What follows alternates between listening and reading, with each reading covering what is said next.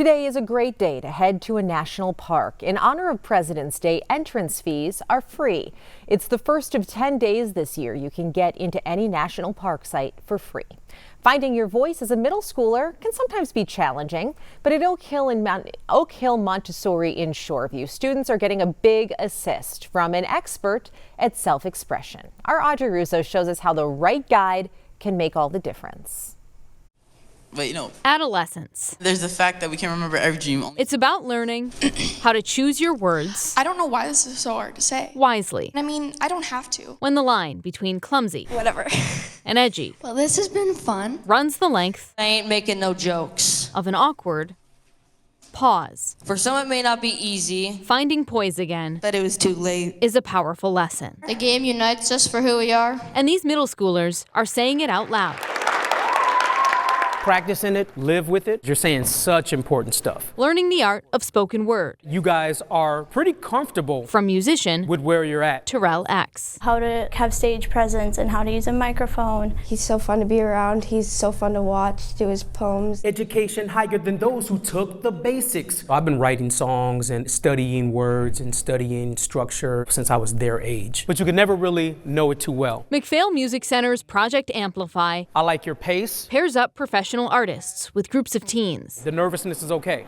I'm nervous too, all the time. A little polish A little bit more emphasis. to refine their rough edges. The pointers he gives really help. This project gives them the opportunity to say what's on their mind and be heard and not be censored and not be told they don't know what they're talking about. Tell me why every time I wake up from my dream, it's at the best part. It's to It's like my mind is trolling me. encourage them on how to improve what they already have. Shouldn't I write the story? Getting to express what you want to say is like really thrilling. I feel like at our age, it can be really hard to open up to people. It's a place that I can do that here. Cheddar was known by all the cheeses. Making noise is part of being a teen. Blue cheese spread is ugly, disgusting, crusty, dusty, musty. It can be super fun, or it can be like a serious poem. Everyone deserves a safe place to live. It's really more about how you perform it. We are what we are, and I can see that from afar. You get to learn through other people's poems so many different perspectives. The whole point is to express yourself. That makes you feel sort of safe. Being allowed to say what it is they want to say is very valuable to them, and it's cool to see. I've written so much, too much. It feels like the words are coming faster than I can write, and I'm losing a race to myself. Finding your voice takes a little guidance. Add that emotion. Don't take it away. Thank you for being vulnerable. Making grown-up progress towards saying That was beautiful. what you really mean. All right, y'all ready? In Shoreview, Get that memorization down, Audrey Russo, and you'll have it where it needs to be. KARE 11 News. Terrell X has spent 30 years making music, performing live and touring the world. He spent the last 16 teaching vocal percussion, songwriting, and theater to both youth and adults. Well, Olympic fans love following world-class athletes and record-breaking moments, but for many, it's also about collecting colorful characters and rare finds. Alicia Lewis has more on the collectors. Yeah, things like pins and mascots, which change every Olympic Games and are created by the host city, which makes it an Olympic collector's dream. Take a look. These are the infamous Izzy's. Oh, this is What Is It? And this is Izzy from Atlanta. Walk into Randy Parsons' world, and you'll find yourself surrounded by Olympic history. And mascots come in all forms. You know what that is?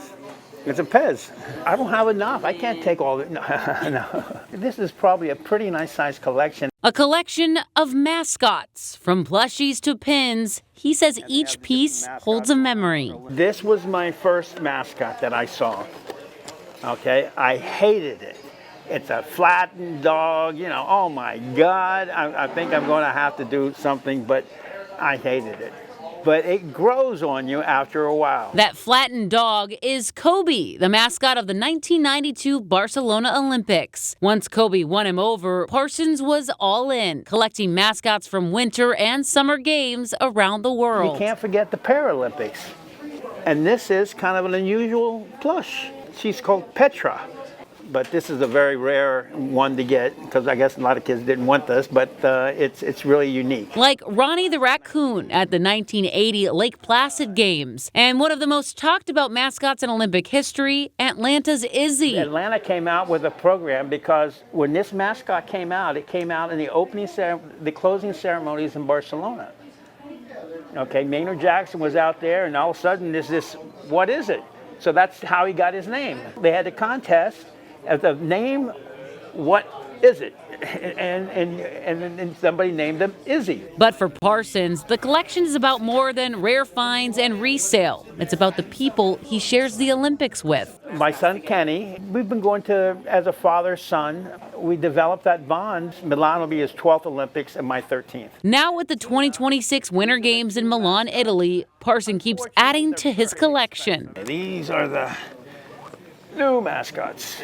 And we don't know what LA is going to bring, but I'm sure it's going to be very interesting. While some pieces are worth hundreds of dollars, it's expensive, but we do it on a shoestring budget. Parsons says the real value is priceless. Yeah, Parsons has inspired a group of collectors. They meet once a month and they trade all kinds of items.